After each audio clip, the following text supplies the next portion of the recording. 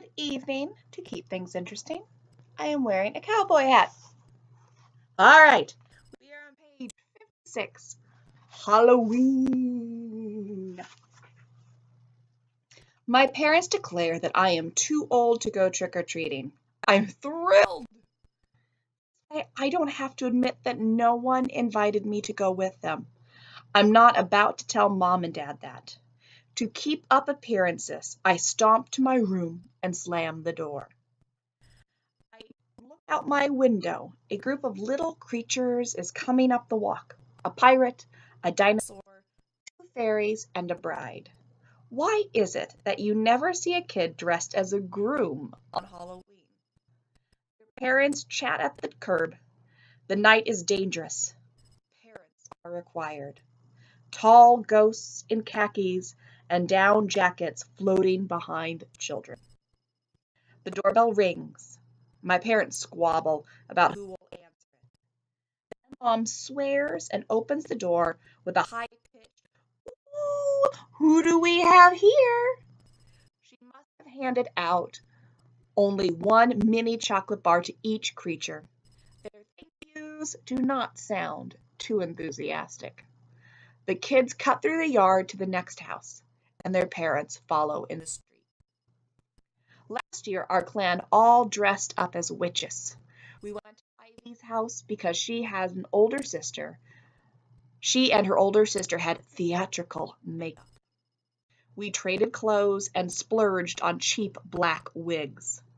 Rachel and I looked the best. We had used babysitting money to rent black satin capes lined in red. We rocked. It was an unusually warm, wicked evening. We didn't need long underwear, and the sky was clear. The wind kicked up, skimming clouds over the surface of the full moon, which was hung just to make us feel powerful and strong. We raced through the night, a clan of untouchable witches. I actually thought for a moment that we could cast spells, could turn people into frogs or rabbits, to punish the evil and reward the good. We ended up with pounds of candy. After Ivy's parents went to bed, we lit a candle in a totally dark house. We held it in front of an antique mirror at midnight to see our futures. I couldn't see anything. This year, Rochelle is going to a party thrown by one of the exchange students' host families. I heard her talk about it in algebra. I knew I wouldn't get an invitation. I would be lucky to get an invitation to my own funeral with my reputation. Heather is walking with some of the little kids in her neighborhood so their mothers can stay home. I am prepared. I refuse to spend the night moping in my room or listening to my parents argue. I checked out a book from the library, Dracula, by Bram Stoker. Cool name. I settle into my nest with a bag of candy corn and a blood-sucking monster. Name. In a post-Halloween frenzy, the school board has come out against calling us the Devils. We are now Merryweather Tigers. Roar! The Ecology Club is planning a rally to protest the degrading of an endangered species. This is the only thing talked about at school, especially during class. Mr. Neck has a steroid rage, screaming about motivation and identity and sacred school spirit. We won't even make it to the Industrial Revolution at this rate. I get hosed in Spanish. Linda means pretty in Spanish. This is a great joke. Mrs. Spanish teacher calls my name. Come stand up. Some stand-up comic cracks. No, Melinda no es linda. Ooh. Excuse me, I'm getting a phone call. Sorry about that. All right. They call me Mean Melinda for the rest of the period. This is how terrorists get started. Kind of harmless fun. I wonder if it's too late to transfer to German. I just thought of a great theory that explains everything. When I went to that party, I was abducted by aliens. They have created a fake Earth and fake high school to study me and my reactions. This certainly explains cafeteria food. Not the other stuff, though. The aliens have a sick sense of humor. The Marthas. Heather has found a clan. The Marthas. She is a freshman member on probation. I have no idea how she did it. I suspect money changed hands. This is part of her strategy to make a place for herself at school. I am supposed to be tagging along, but the Marthas? It's an expensive plan to run with. Outfits must be coordinated, crisp, and seasonally appropriate. They favor plaid for autumn, with matching sweaters in colors named after fruit like apricot and russet apple. Winter calls for fair isle sweaters, lined wool pants, and Christmas hair ornaments. They haven't told her what to buy for spring. I predict skirts with geese and white blouses with embroidered ducks on the collar. I tell Heather she should push the fashion envelope just a teeny bit to be on the ironic reflection of the 1950s. You know, innocence and apple pie. She doesn't think that the clan leader, Megan, Emily, and Simone understand irony. They like rules too much. Marthas are big on helping. The name of the group came from somebody in the Bible. The original Martha clan leader became a missionary in Los Angeles. Now they follow the other Martha, Saint Martha of the glue gun, the lady who writes about cheery decorations. Very Connecticut, very prep. The Marthas tackle projects and perform good deeds. This is ideal Heather work.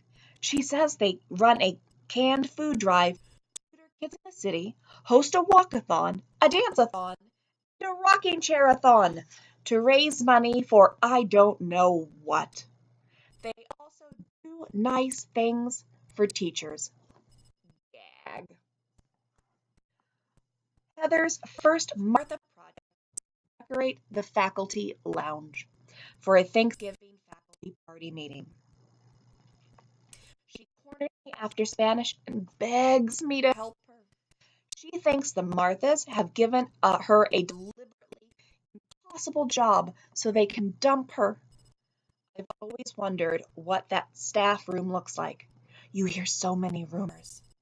Will it have a cot for teachers who need naps, economy-sized boxes of tissues for emotional meltdowns, comfortable leather chairs, and a private butler? What about the secret files they keep on the kids? Truth is nothing more than a small green room with dirty windows and a lingering smell of cigarettes, even though it has been illegal to smoke on school property for years. Metal folding chairs surround a battered table.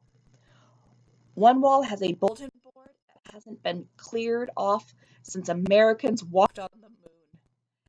And I look, but I cannot find the secret files. They must keep them in the principal's office. I'm supposed to make a centerpiece out of waxed maple leaves, acorns, ribbon, and a mile of thin wire. Heather is going to set up the table and hang the banner. She babbles on about her classes while I ruin leaf after red leaf. I ask if we can trade before I cause permanent damage to myself.